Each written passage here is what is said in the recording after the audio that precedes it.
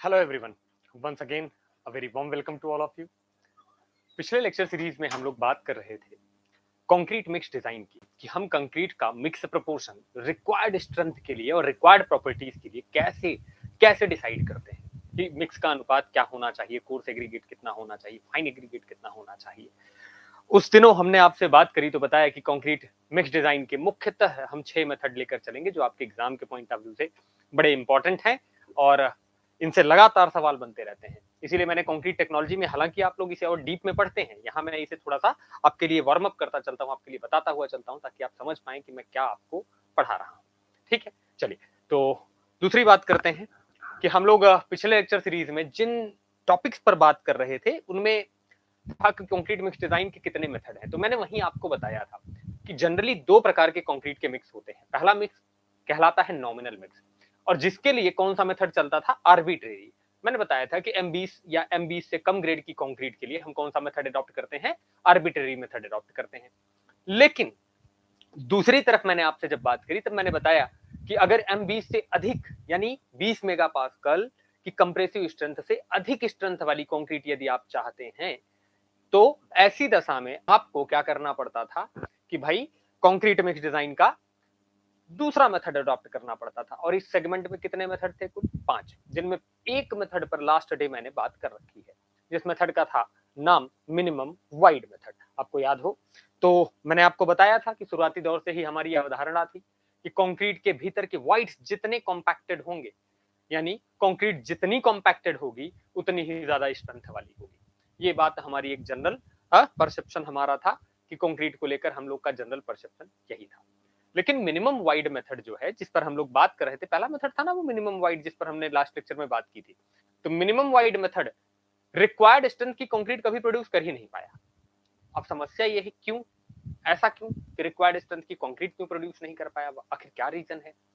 तो पता चलता है कि भाई ऐसा है, कंक्रीट की स्ट्रेंथ केवल केवल वाइड्स के भर जाने से या एग्रीगेट की ग्रेडिंग से या वाटर सीमेंट रेशियो से ही प्रभावित नहीं होती, बल्कि इसके लिए अन्य भी कारण है, जैसे उसका वाटर सीमेंट रेशियो, उसकी age, type of cement, type of aggregate use, ये सारी चीजें हैं, shape of aggregate, size of aggregate, ढेर सारे फैक्टर हैं। तब ये धीरे धीरे कहानी का पर्दा खुलता है। शुरुआती दौर में तो क्या मामला था? शुरुआती दौर में हम आप ये मानते थे कि भाई कंक्रीट का जो क्या मामला है, कंक्रीट का सिंपल हमारा आपका ये मानना था कि कंक्रीट का जितना ज्यादा कॉम्पैक्टेड मास हम तैयार करेंगे स्ट्रेंथ उतनी ज्यादा होगी। और इसी अवधारणा को लेके हमने अपना पहला मेथड बनाया था मिनिमम वाइड, जो कि फेल कर गया। अब पता चला फेल करने के कितने कारण हैं, तो 2 कारण निकल के आए। पहला कारण जो निकल के आता है, प्रमुख कारण, वो था कि पानी की मात्रा कितनी मिलानी है इस बात पर कोई नियंत्रण नहीं था, और पानी की मात्रा के लिए कोई लॉजिकल रीजन भी नहीं था कि कितना लॉजिकली पानी मिला लेना चाहिए। लेकिन फिर बात हुई तो सर पता चला कि ग्रेडिंग भी इसका एक दूसरा बड़ा कारण है कि एक एग्रीगेट 5 mm का, दूसरा 20 mm का, मान लीजिए फॉर एग्जांपल। तो सर कैसे अच्छी ग्रेडिंग बन सकती है, यानी एक वेल ग्रेडेड कंक्रीट कैसे बन सकती है? पॉसिबल नहीं था। इसीलिए ग्रेडिंग ना होना भी इस मेथड के फेल का एक दूसरा कारण था। तो 2 पहलू मैंने आपको बताए थे। लेकिन इन दोनों बातों में दूसरी बात जो है, इसे कुछ लोग मतलब कौन, 2 महापुरुष हैं, उनका नाम है फुलर एंड थॉमसन। महापुरुष इसलिए कह रहा हूं क्योंकि इन्होंने हमें आगे सोचने के लिए प्रेरणा दी कि भाई यही कारण नहीं, इसके अलावा अन्य भी कारण है। बताता हूं कैसे। हाँ, तो इन्होंने कहा कि फुलर एंड थॉमसन ने कहा कि भाई अगर ग्रेडिंग समस्या है तो चलो हम ग्रेडिंग करने का प्रयास करते हैं और हम ग्रेडिंग करके दिखाएंगे। ग्रेडिंग आप जानते हैं जनरली 3 तरह की आप पढ़ते हैं, आपको पता है। तो ग्रेडिंग का मतलब समझते हैं ना? ठीक है। तो यहां पर इन्होंने अगला मेथड दिया, और इस दूसरे मेथड का नाम था मैक्सिमम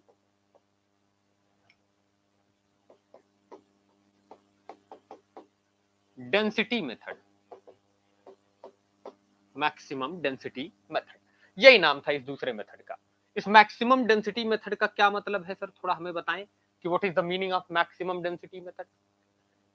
इन्होंने कहा देखो साहब, ऐसा है कि आपकी समस्या है कि एग्रीगेट में ग्रेडिंग न होने की वजह से कंक्रीट फुली कॉम्पैक्ट नहीं हो पाई, और न हो पाना जो है आगे चलकर रिक्वायर्ड स्ट्रेंथ न प्रोड्यूस करने का कारण है।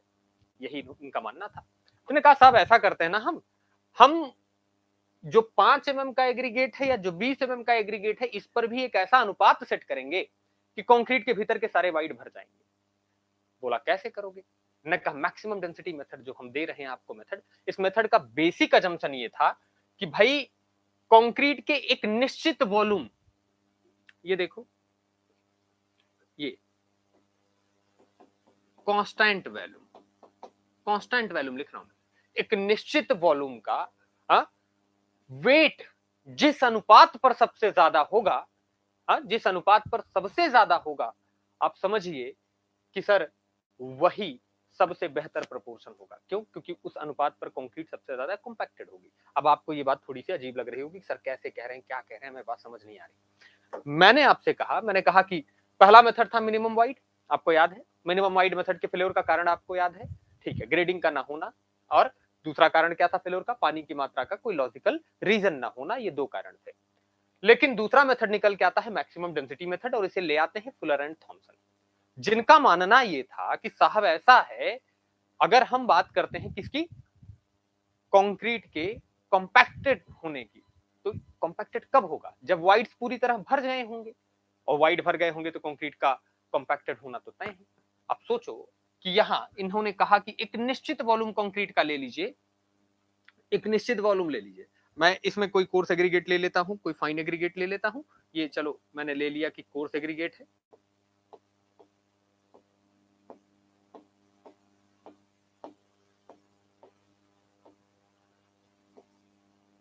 This is the coarse aggregate, इन्होंने दे दिया। अच्छा, दूसरा कौन सा दे दिया इन्होंने? दूसरा दे दिया फाइन एग्रीगेट, कि चलो भैया यहां है fine aggregate.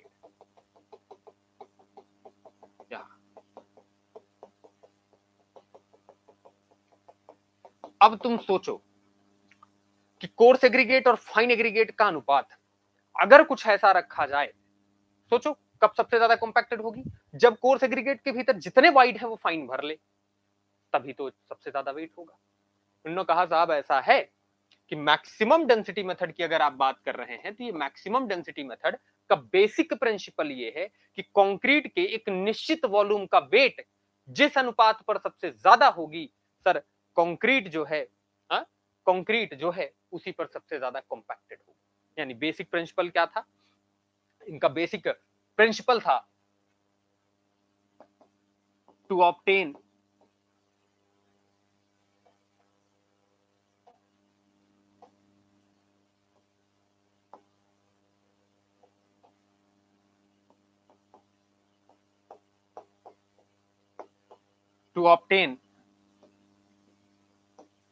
maximum weight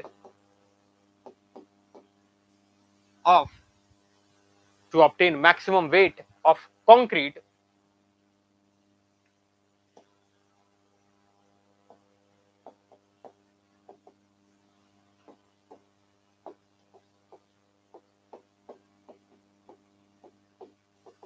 for same value। मतलब इनका मानना यह था कि एक निश्चित वॉल्यूम पर वेट जब सबसे ज्यादा होगा, वेट क्या होगा? वेट क्या होगा? मैक्सिमम होगा। तो आप ये मान लीजिएगा कि इस अवस्था में कंक्रीट सबसे ज्यादा कॉम्पैक्टेड होगी। यही इनका मानना था। तो साहब ये कैसे कर पाएंगे? ये कर पाने के लिए इन्होंने कैसे किया, कैसे अचीव किया? और इन्होंने फुलर एंड थॉमसन ने क्या किया? किन्होंने दिया था ये मेथड? किन्होंने दिया था? इनका नाम भी पूछते हैं तो किन्होंने दिया था? Fuller and Thompson.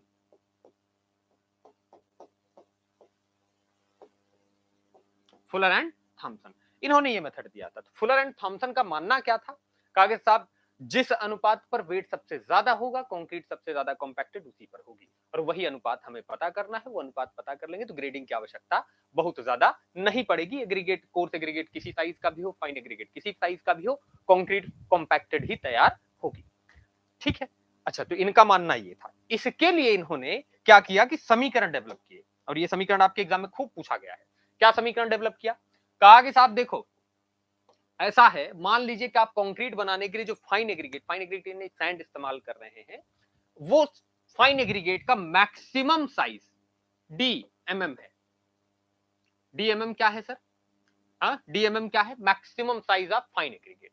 अच्छा, इधर इन्होंने दूसरा बता दिया, जो कोर्स एग्रीगेट हम इस्तेमाल कर रहे हैं, मान लीजिए कि उसका मैक्सिमम साइज कितना है, कैपिटल डी है। तो सर इस टोटल वॉल्यूम में कंक्रीट के जो फाइन एग्रीगेट का परसेंटेज होना चाहिए, percentage P should be d upon capital D root over multiplied by 100%। में लिखना है ना सर, हाँ 100।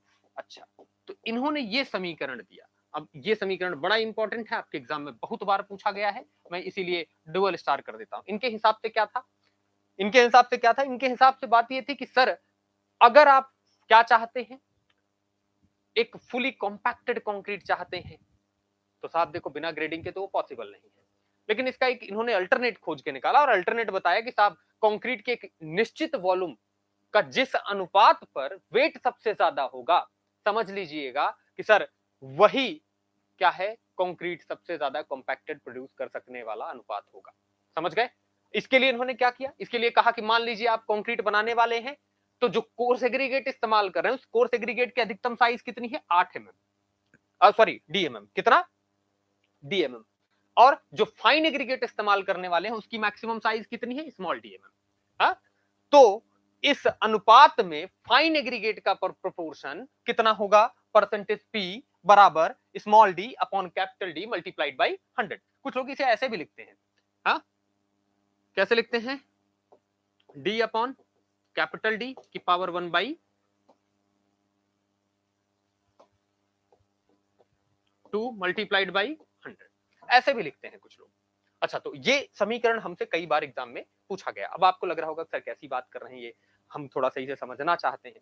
और इसके लिए इन्होंने एक साथ में और सुझाव दिया, कहा कि यदि आपको नहीं समझ में आ रहा तो देखो कंक्रीट में क्या क्या होता है। हमने कहा कंक्रीट में क्या क्या होता है, अगर ये पूछ रहे हैं तो कंक्रीट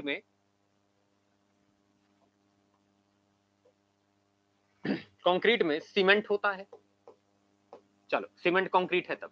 अच्छा, दूसरा फाइन एग्रीगेट होता है। अच्छा, तीसरा कोर्स एग्रीगेट होता है। अच्छा, चौथा कौन होता है, वाटर, यही होता है सर। इसके लिए इन्होंने कहा कि यदि अगर हम लोग बात कर रहे हैं कंक्रीट की, तो साहब ऐसा है, ध्यान से बात समझो हमारी, इस अनुपात की बात इन्होंने एक थंब रूल दिया। क्या थंब रूल दिया, कहा कि भाई ये देखो, ये इसका और इसका, बात ध्यान से समझो, हाँ बात ध्यान से समझो, यही क्या प्रोड्यूस कर रहे हैं, कंक्रीट प्रोड्यूस कर रहे हैं। तो इन्होंने हमसे कहा कि साहब ऐसा कर लो, कौन कौन सी चीज, फाइन एग्रीगेट और कोर्स एग्रीगेट का अनुपात जिस पर सबसे ज्यादा, एक निश्चित वॉल्यूम में जिस पर सबसे ज्यादा वेट देगा, वही अनुपात क्या होगा, एक डेंसेस्ट कंक्रीट तैयार कर पाएगी, यानी एक कॉम्पैक्टेड कंक्रीट तैयार कर पाएगी। इसके लिए इन्होंने काम किया, और काम क्या किया वो बड़ी ध्यान से समझिए। एक थंब रूल प्रोड्यूस किया और थंब रूल बताया, कहा कि भाई ऐसा है, ये देखो, ये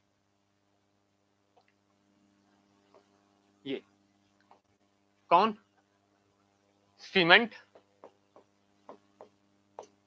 is to total aggregate,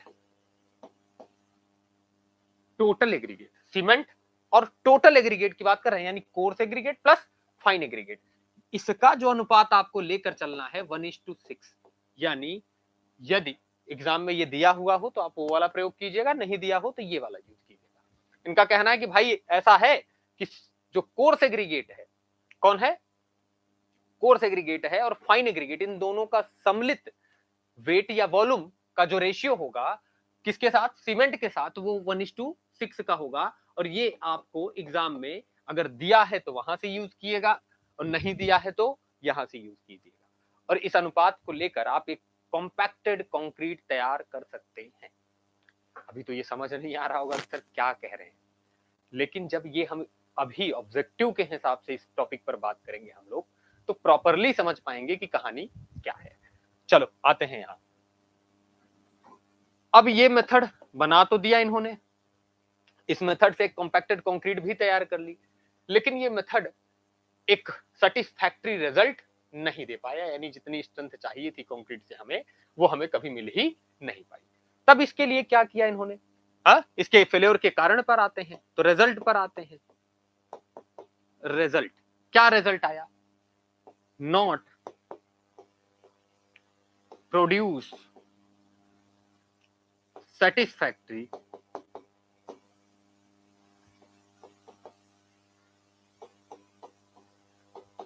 result, not produce satisfactory result.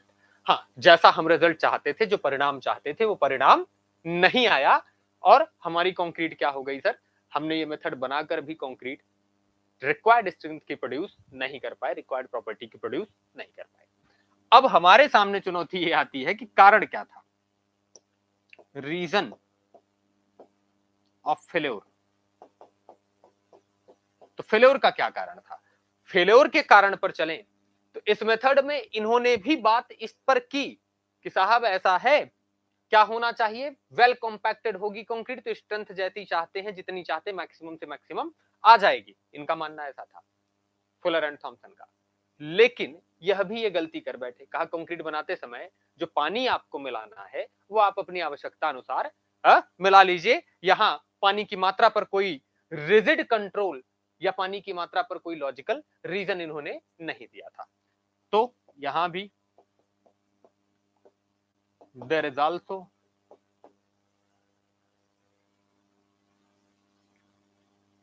No logical reason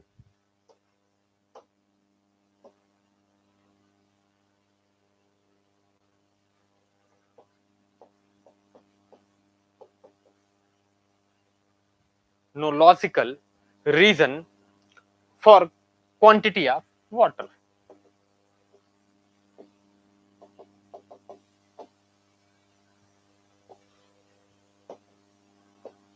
पानी की मात्रा पर इन्होंने भी कोई विचार ढंग का नहीं किया, जिसका परिणाम क्या निकल के आया, परिणाम ये निकल के आया कि सेटिस्फैक्टरी रिजल्ट इस कंक्रीट का भी नहीं है। अब ऐसी दशा में क्या करना चाहिए, ऐसी दशा में तो सर ये मेथड भी फेल कर गया, और जब ये मेथड फेल कर गया तब जाकर हमको कहीं समझ में आया कि कंक्रीट के स्ट्रेंथ के लिए पानी की मात्रा भी एक महत्वपूर्ण भूमिका निभाती है, तब समझ में आता है आगे चलकर। ठीक है, अच्छा चलिए, तो अब इस मेथड की बात कर लेते हैं। इस मेथड की बात कर रहे थे, मेथड क्या था, मैक्सिमम डेंसिटी मेथड। और मैक्सिमम डेंसिटी मेथड का क्या मानना है, मैक्सिमम डेंसिटी मेथड क्यों आया, क्योंकि पहला मेथड जब हमने बनाया अपना मिक्स डिजाइन का, और वो मेथड कौन सा था, मिनिमम वाइड, तो फेल कर गया। फेल कर गया तो रीजन पता चला, तो दो रीजन निकल के आए, एक तो पानी की मात्रा पर नियंत्रण ना होना, दूसरा क्या निकल के आया सर कि हमारी जो कंक्रीट है उसमें एग्रीगेट का ग्रेडिंग नहीं है, ये दूसरा रीजन था। दो रीजन निकल के आए, तो पता चला कि ग्रेडिंग ना होना क्या कर रहा है कि भाई गैप उसमें वाइड बचाए रख रहा है कंक्रीट के भीतर, और इसी से कंक्रीट कॉम्पैक्टेड नहीं हो पाई, यही कारण था कि स्ट्रेंथ नहीं आ पाई, तो फेल्योर का रीजन तो साफ था। अब इस बात को दो महापुरुष ये लोग जिनका नाम फुलर एंड थॉमसन है, इन्होंने पूरे दिल पर ले लिया और कहा साहब ऐसा है कि अब हम कंक्रीट को बिना ग्रेडिंग के ही कॉम्पैक्टेड करके दिखाएंगे। देखो हर बार चैलेंज लेना ठीक नहीं होता, समझ गए, वो कहते ना कि दिल के अलावा और भी जगह है वहां ले लो, दिल पे जरूरी नहीं हर बार। तो इन्होंने ले लिया और इन्होंने लेकर क्या कहा कि साहब ऐसा है कि हम बिना ग्रेडिंग के एक कॉम्पैक्टेड कंक्रीट तैयार करके दिखाएंगे। पूछा गया कैसे, तो कहा जिस अनुपात पर, देखो क्या बना रहे हैं, एग्रीगेट बना रहे हैं, इसमें तो केवल क्या है सर, किसका ये बॉडी डायग्राम है,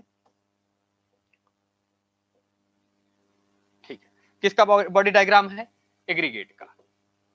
इस एग्रीगेट में क्या क्या है, course aggregate plus fine aggregate, यही दो लोग हैं। कहा कि भैया इस पर जिस अनुपात पर इस कोर्स एग्रीगेट और फाइन एग्रीगेट का, इस कोर्स एग्रीगेट और फाइन एग्रीगेट का जिस अनुपात पर एक निश्चित वॉल्यूम का वेट मैक्सिमम आएगा, समझ लेना कि कंक्रीट उसी पर सबसे ज्यादा कॉम्पैक्टेड है और अब इसके लिए ग्रेडिंग की आवश्यकता नहीं है। तो इन्होंने यही किया और ये करके बताया कि भाई कंक्रीट के सेम वॉल्यूम का, सेम वॉल्यूम का जिस अनुपात पर सबसे ज्यादा वेट मिले, समझ लेना कि उसी पर डेंसेस्ट कंक्रीट प्रोड्यूस हो सकती है। और इसके लिए उन्होंने एक समीकरण बना के दिया कि यदि कंक्रीट में आप फाइन एग्रीगेट जो इस्तेमाल कर रहे हैं वो कितने एमएम का हो, स्मॉल डीएमएम का, और कोर्स एग्रीगेट कितने एमएम का हो, कैपिटल डीएमएम का, तो भैया जो फाइन एग्रीगेट की परसेंटेज क्वांटिटी होनी चाहिए कुल एग्रीगेट में, कितना होना चाहिए, कितना होना चाहिए, small D by capital D multiplied by 100, root over small D by capital D multiplied by 100। यानी अगर 100 metre cube, for example 100 metre cube total aggregate है कंक्रीट में, टोटल एग्रीगेट 100 मीटर क्यूब है, कौन, कोर्स और फाइन दोनों मिलाकर, तो भैया फाइन एग्रीगेट की प्रतिशत मात्रा जिसे हम पी कह रहे हैं वो कितना होना चाहिए कि small D by capital D multiplied by 100। अब लोगों ने पूछा कि यार कंक्रीट में यही दोनों थोड़े होते हैं, कंक्रीट में तो ये भी होता है, तो इनके साथ सेपरेशन कैसे करोगे, सीमेंट होता है, फाइन एग्रीगेट होता है, कोर्स एग्रीगेट होता है, वाटर, इसके लिए तो कोई लॉजिकल रीजन ही नहीं दिया और यही बात आगे चलकर फेल्योर का कारण बन जाती है। हाँ, इसके लिए तो कोई लॉजिकल रीजन नहीं दिया। तो लोगों ने पूछा कि इनके बीच सेपरेशन कैसे करोगे, तो कहा ये तो है टोटल एग्रीगेट, ये देखो ये वाला, ये यही तो है total aggregate, this is the total aggregate. कह रहे हैं कि सीमेंट और टोटल एग्रीगेट का जो अनुपात आप लेकर चलिएगा वो 1:6 लेकर चलिएगा जनरली, और अगर एग्जाम में आपको दिया है तो आप एग्जाम वाला फॉलो कर लेना, एग्जाम में एग्जाम वाला, और नहीं दिया तो यही थंब रूल का हिसाब किताब है जिसे आपको याद रखना है। लोगों ने पूछा कि सर मेथड आपका तैयार हो गया, बोले हाँ तैयार हो गया, और इन्होंने ये करके भी दिखाया। लेकिन परिणाम की बात आई कि भैया बना के दिखाओ कंक्रीट, तो कंक्रीट बना के दिखाया और सेटिस्फैक्टरी रिजल्ट नहीं आया, फेल कर गए ये भी। तो लोगों ने पूछा अब तुम्हारे साथ क्या दिक्कत है, तुमने तो बिना ग्रेडिंग के मैक्सिमम डेंसिटी अचीव कर ली, सॉरी मैक्सिमम डेंसिटी अचीव कर ली, वाइड्स को कम रख लिया, कॉम्पैक्टेड कंक्रीट बना ली, फिर भी स्ट्रेंथ नहीं आई। तो बोले सर अब मैं फंस चुका हूं, अब मेरे पास दूसरा ऑप्शन है। और इन्होंने तब दूसरी बात बताई, रीजन ऑफ फेल्योर, और रीजन ऑफ फेल्योर में इन्होंने साफ साफ बताया, कहा साहब कि हम पानी की मात्रा पर, इस पर देखो, इस पर कोई पर्टिकुलर नियंत्रण नहीं रख रहे थे और नियंत्रण न रखना ही इस मेथड के फेल्योर का कारण था। तब इन्होंने ये बात, हालांकि आपसे आगे चलकर इन पर न्यूमेरिकल बनते हैं, और न्यूमेरिकल बनते हैं तो न्यूमेरिकल बेहतर न्यूमेरिकल बनेंगे जिसे आपको करना होगा एग्जाम में। अब आपका एग्जाम जेई जैसे एसएससी जेई टाइप का है तो 2 टियर हो गया, 2 टियर, प्री मेंस वो तो हमेशा था, लेकिन मेंस भी ऑब्जेक्टिव हो गया और कैलकुलेटर अलाउड है, तो ऐसे न्यूमेरिकल्स की प्रोबेबिलिटी अब बढ़ जाती है। इसीलिए मैंने इन टॉपिक्स को कवर अप करना यहाँ सही समझा। चलिए, तो क्या एग्जाम्पल लिया जा सकता है इस मेथड को समझने के लिए? एग्जाम्पल 1, क्या एग्जाम्पल ले लें? क्या एग्जाम्पल ले लें? एग्जाम्पल 1 थोड़ा सा देखते हैं क्या हो सकता है।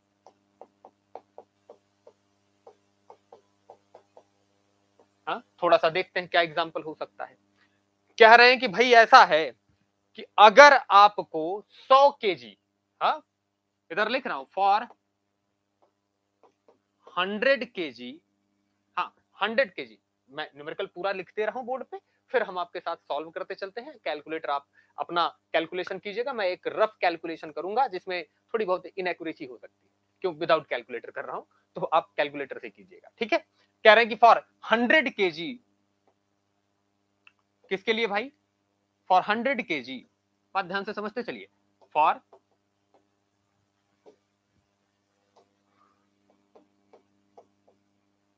100 kg of dry concrete,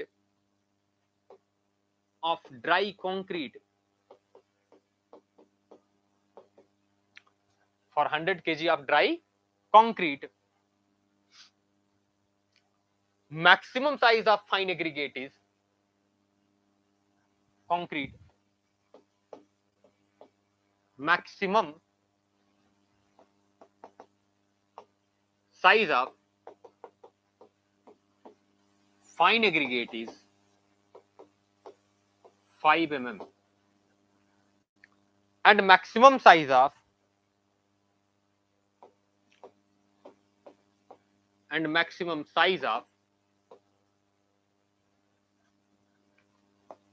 coarse aggregate is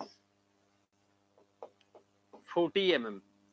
कह रहे हैं कि भैया 100 किलो सूखा मसाला कंक्रीट का तैयार करना है जिसमें पानी नहीं डाले हैं अभी आप, पानी तो अपनी सुविधा के अनुसार मिला लीजिएगा, और यही शब्द तो इस मेथड के फेल्योर का कारण बनता है आगे चलकर, सभी कारणों में एक कारण यह भी है, ठीक। अच्छा, तो इधर बात कर रहे हैं कि for 100 kg of dry concrete maximum size of fine aggregate is 5 mm and maximum size of coarse aggregate is 40 mm। तो कह रहे फाइंड द प्रपोर्शन,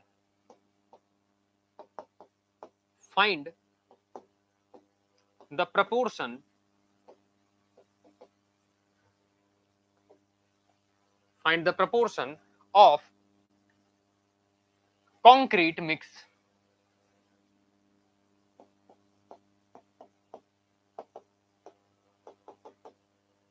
कौन किसका किसका प्रोपोर्शन? सीमेंट,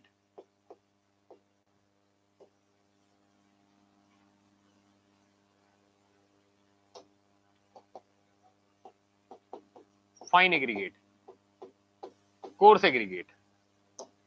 बस यही देख लीजिएगा कि बाई वेट पूछ रहा है या बाई वॉल्यूम पूछ रहा है। बाई वेट अकॉर्डिंग टू, यहां देखो बोल भी रहे हैं हम प्रश्न में, according to maximum density method, ये रहा आपका प्रश्न।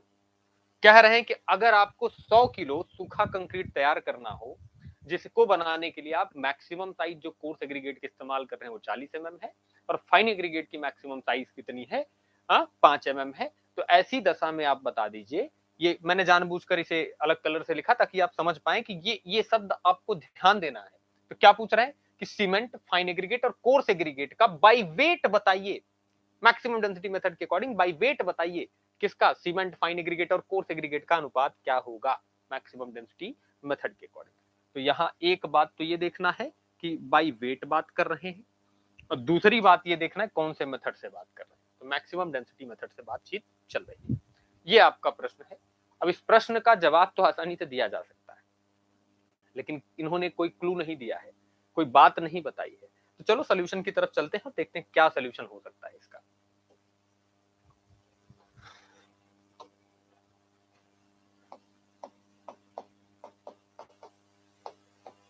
सॉल्यूशन, क्या सॉल्यूशन हो सकता है सब सोचो, दिया क्या क्या है, हाँ क्या क्या दिया है। इसका मतलब पिछले प्रश्न में क्या क्या दिया है थोड़ा देखिए तो, हाँ गिवन क्या क्या दिया है इन्होंने, स्मॉल डी कितना 5 mm, कैपिटल डी 40 mm, यही दिया है और कुछ दिया है। अच्छा, टोटल वेट ऑफ कंक्रीट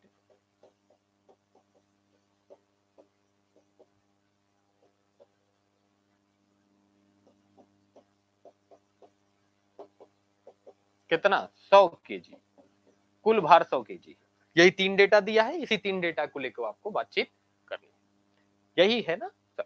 पूछा क्या है, क्या पूछा है आपसे कि बताओ sir coarse aggregate, cement, fine aggregate, ये अनुपात कितना होगा, आप ये बता दो। हाँ अच्छा, चलिए मेथड पर चलते हैं। तो हमको पता है, क्या पता है, याद करिए क्या होता है कंक्रीट में, cement plus fine aggregate plus coarse aggregate, पता है। अच्छा, तो ड्राई कंक्रीट है तो इतना ही होगा, क्यों सर, ड्राई कंक्रीट में इतना ही ना होगा।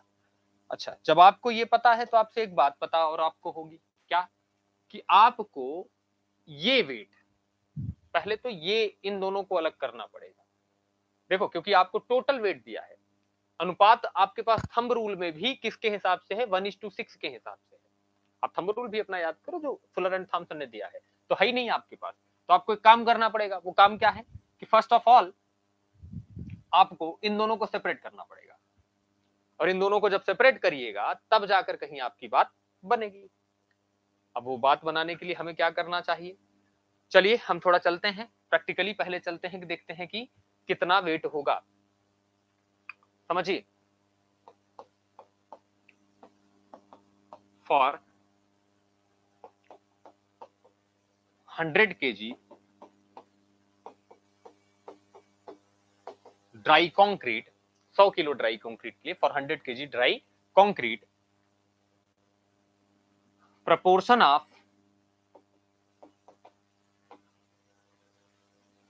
of particles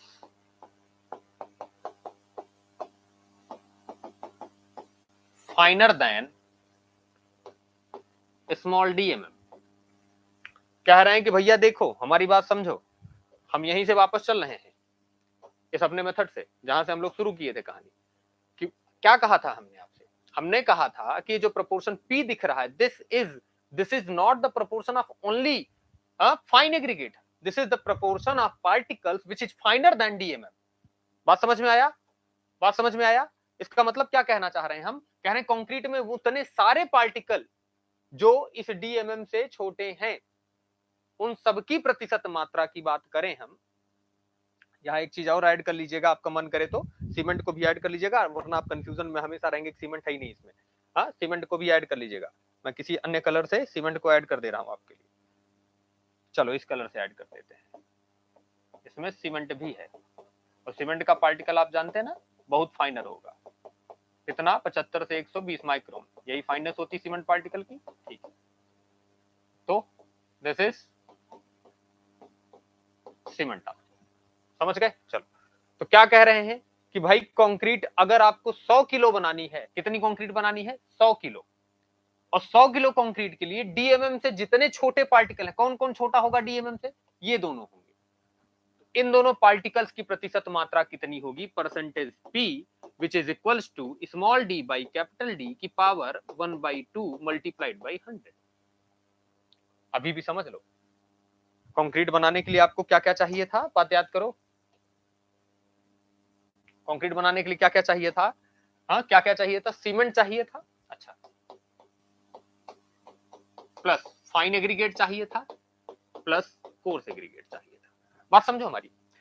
हम कह रहे हैं कि भैया हमारे पास एक तरीका है जिसमें से ये दोनों अलग किए जा सकते हैं, इन दोनों का परसेंटेज अलग किया जा सकता है, तो कोर्स एग्रीगेट का परसेंटेज निकल के आ जाएगा।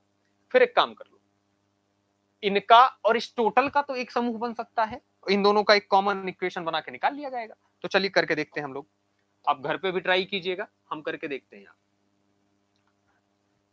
वे सारे पार्टिकल जो डीएमएम से छोटे हैं वो कौन कौन होंगे? एक तो फाइन एग्रीगेट खुद होगा, दूसरा सीमेंट होगा, और ये दोनों बराबर होंगे कितने के? Small D by capital D की power 1/2 multiplied by 100 which is equals to 5/40 की पावर 1/2 मल्टीप्लाइड बाई 100। अच्छा, यही होगा, यही होगा ना सर?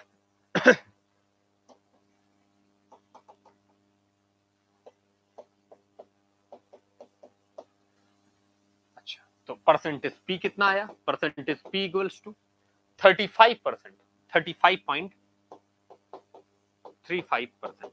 यानी अगर 100 किलो आप कंक्रीट प्रोड्यूस कर रहे हैं तो 100 किलो कंक्रीट में 35 किलो अकेले अकेले कौन कौन होंगे? अकेले कौन होगा? एक तो होगा सीमेंट, दूसरा होगा फाइन एग्रीगेट। यहां देखो, for 100 kg dry concrete proportion of particles finer than DMM, कौन कौन? That is cement plus fine aggregate, ये दोनों होंगे ना सर?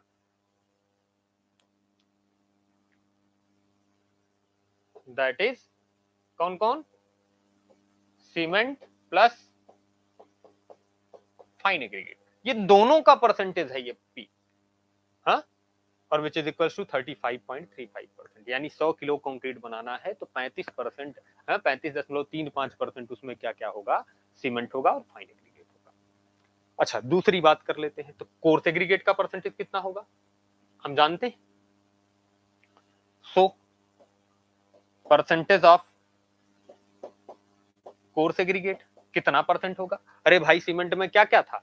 हाँ, कंक्रीट में क्या क्या था? ड्राई कंक्रीट थी तो क्या क्या था? सीमेंट था, फाइन एग्रीगेट था, कोर्स एग्रीगेट का, ये दोनों के परसेंटेज निकल के आ गया। तो 100 में से घटा दे तो किसका निकल के आ जाएगा? हाँ, 100 में से घटा दे तो किसका निकल के आ जाएगा? 100 में से घटाने पर किसका निकल के आ जाएगा? 100 में से घटाने पर आराम से निकल कर आ जाएगा हमारा किसका सर? कोर्स एग्रीगेट का। किसका निकल के आ जाएगा? कोर्स एग्रीगेट का। तो कोर्स एग्रीगेट की हम बात कर लेते हैं, कोर्स एग्रीगेट का कितना परसेंटेज होगा? हाँ, ध्यान से देख लीजिए कितना परसेंटेज होगा? 50%। हाँ, सॉरी, कितना परसेंट होगा? कोर्स एग्रीगेट का परसेंटेज कितना होगा? 100 माइनस पी, परसेंटेज पी, यही परसेंटेज किसका हो जाएगा? कोर्स एग्रीगेट का। जब कोर्स एग्रीगेट का परसेंटेज आ जाए तो सर हम आगे थंब रूल लगा लेंगे। चलिए यहां देखते हैं, जब कोर्स एग्रीगेट का परसेंटेज आ गया तो परसेंटेज ऑफ कोर्स एग्रीगेट, अरे भाई 100 माइनस 35.35 यानी 64.65 केजी, सॉरी परसेंट लो, यानी 64.65% क्या होगा? कोर्स एग्रीगेट होगा, और 35.35% कौन कौन होंगे? सीमेंट और फाइन एग्रीगेट दोनों होंगे। अब सोचो कि वेट क्या होगा? वेट ऑफ कोर्स एग्रीगेट, अरे भाई टोटल 100 किलो कंक्रीट बना तो उसका 64% तो कौन है? हाँ, 64% कौन है? वेट है, सॉरी 64% कौन है? कोर्स एग्रीगेट है। तो भैया 100 किलो का 64% निकाल लो, वही कोर्स एग्रीगेट का भार होगा। हाँ, तो इधर total weight of dry concrete multiplied by percentage of coarse aggregate, यही ना sir, percentage of coarse aggregate divided by 100। अरे परसेंटेज को वेट में कन्वर्ट करेंगे तो यही तो आएगा। तो कोर्स एग्रीगेट का वेट कितना आया, 100 गुणे 64.65 बटे 100, यानी अगर हम कोर्स एग्रीगेट के भार की बात करें 64.65 केजी। हमें पता है ये थोड़ा बोरिंग लग रहा होगा आपको, लेकिन कोई दिक्कत नहीं है। वेट ऑफ कोर्स एग्रीगेट, आपको ये सीखना है तो थोड़ी मेहनत करनी पड़ेगी, थोड़ा बोरिंग जरूर होगा।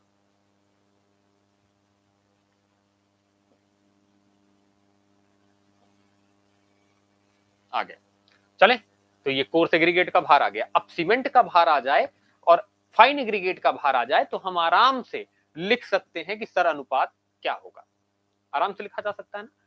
इसका भार तो आ गया।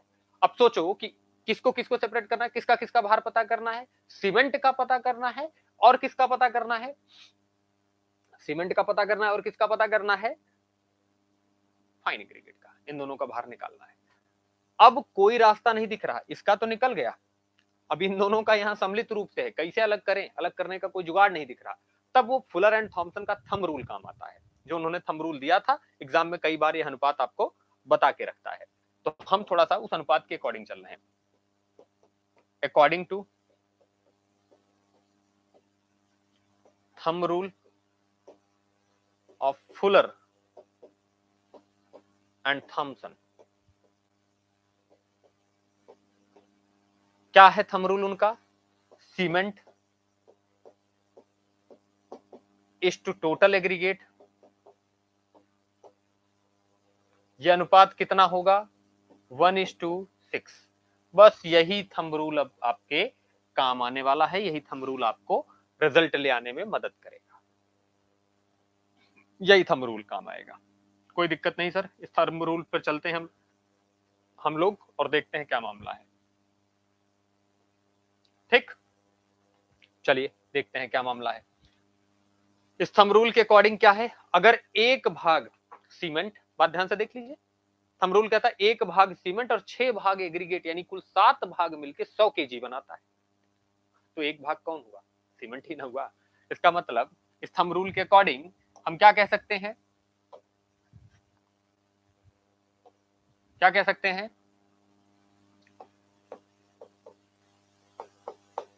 Wait of cement, weight of cement कितना होगा, weight of cement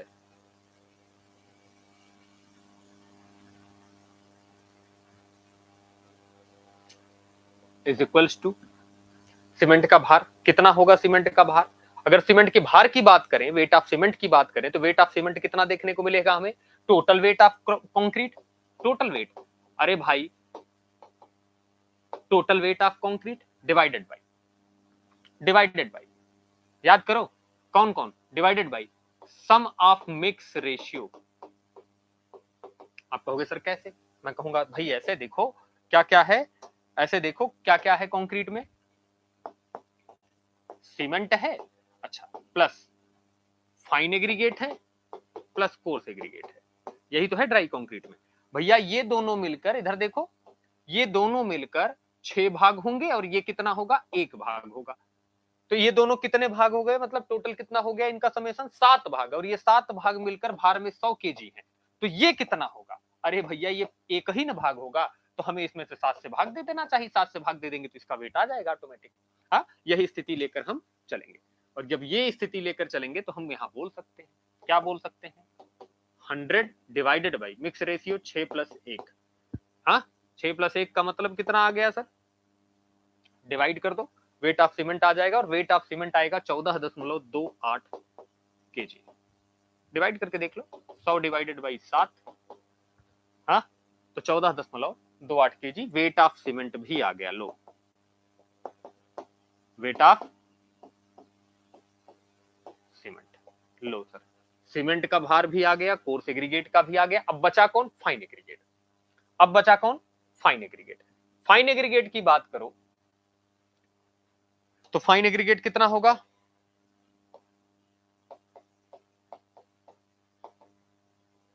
fine aggregate कितना होगा? फाइन एग्रीगेट की बात करो, फाइन एग्रीगेट कितना होगा? आपको याद है क्या कि परसेंटेज पी ये किसका किसका था? आपको याद है किसका किसका था? ये प्रतिशत मात्रा थी सीमेंट प्लस फाइन एग्रीगेट, इन दोनों की। तो भैया वेट भी कितना होगा इन दोनों का? ऐसे भी लिख सकते हैं हम, since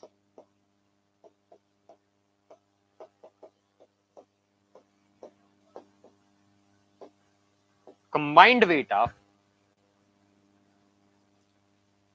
cement plus fine aggregate. अरे भाई 35% है तो 35.35 बटे 100 गुणे 100, वही तरीका है, यानी 35.35 केजी। सीमेंट का भार तुम्हें जब मिल गया तो फाइन एग्रीगेट का भार कैसे नहीं मिलेगा भाई? सीमेंट का 14.28 आ गया तो फाइन एग्रीगेट क्या कर दो, इस 35 में से घटा दो, आ जाएगा।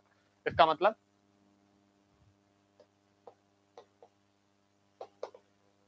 weight of fine aggregate is equals to 35.35 minus 14.28 wait of cement. यहां से आ जाएगा ये 21 पॉइंट समथिंग आएगा। हाँ तो बता दीजिए 21.07 केजी। लो सर, सबका भार मिल गया, सीमेंट का मिल गया, कोर्स एग्रीगेट का मिल गया, फाइन एग्रीगेट का मिल गया। सो मिक्स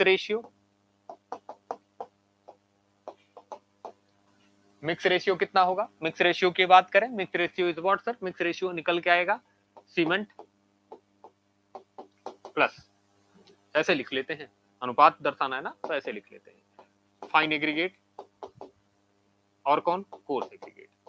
ये बराबर कितना है? 14.28। यही तो है सीमेंट का भार, इस टू 21.07 इस टू 64.65। यही अनुपात चल रहा है भार के हिसाब से, भार के हिसाब से चल रहा है सर। हाँ मिक्स रेशियो ये कैसे चल रहा है? By wait. अरे भार के अकॉर्डिंग ही लिख रहे हैं, बाई वेट, यही चल रहा है ना?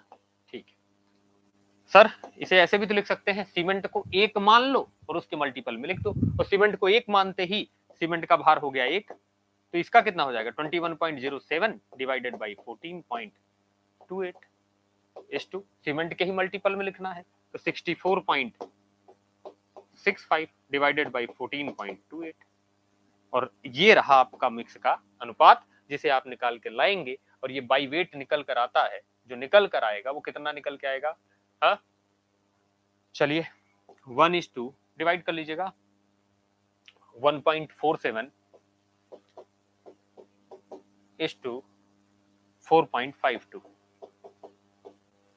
This is mix ratio. थोड़ा आपको टफ लगा होगा निकालना, और यहाँ आपका ये हाँ सोल्यूशन आ जाता है। भाई वॉल्यूम भी कहता है निकालने को समटाइम्स आपसे।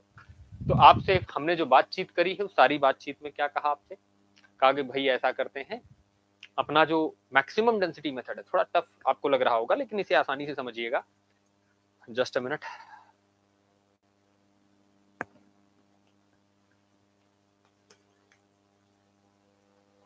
थोड़ा सा टफ लग रहा होगा आपको, आसानी से हमारी बात समझिए। मैक्सिमम डेंसिटी मेथड जो है उसका सारा कहानी यही है, और इसी तरीके से हम मैक्सिमम डेंसिटी मेथड से ड्राई कंक्रीट का मिक्स का अनुपात तैयार करते हैं। और फिर इसके बाद क्या करते हैं भाई? आवश्यकता अनुसार वर्केबिलिटी के अकॉर्डिंग हम रिक्वायर्ड क्वांटिटी वाटर की ऐड कर लेते हैं, और यही बात आगे चलकर इस मेथड को फेल करने में मदद कर देगी। ठीक है, अच्छा इसी के पैरेलल एक और मेथड डेवलप हो रहा था जिसका नाम था फाइननेस मॉडुलस मेथड। मैंने रफली आपसे इस मेथड पर बात की है, बस ऐसे रफली आपसे 30-40 मिनट जो भी मैंने बातचीत की है, एक रफ आइडिया आपको इस मेथड का दिया है, जिससे आपका काफी काम हो जाएगा। नेक्स्ट मेथड हम लोग पढ़ेंगे, तीसरा method, that is fineness modulus method. और ये बहुत काम आता है। Fineness modulus method. ये मेथड भी पैरेलली डेवलप हो रहा था मैक्सिमम डेंसिटी मेथड के, लगभग पैरेलली कह सकते हैं, हाँ, लगभग साथ साथ ही डेवलप हो रहा था। इस मेथड का भी कॉन्सेप्ट एक मैक्सिमम कॉम्पैक्टेड कंक्रीट, या जिसमें मैक्सिमम वाइड्स न हो ऐसी कंक्रीट बनाने वाला, वाइड्स न हो, याद रखिएगा शब्दों पर, यानी बिना वाइड वाली कंक्रीट बनाने का इसका भी विचार था, और रिक्वायर्ड स्ट्रेंथ प्रोड्यूस करने के लिए हमने ये मेथड भी अडॉप्ट किया था।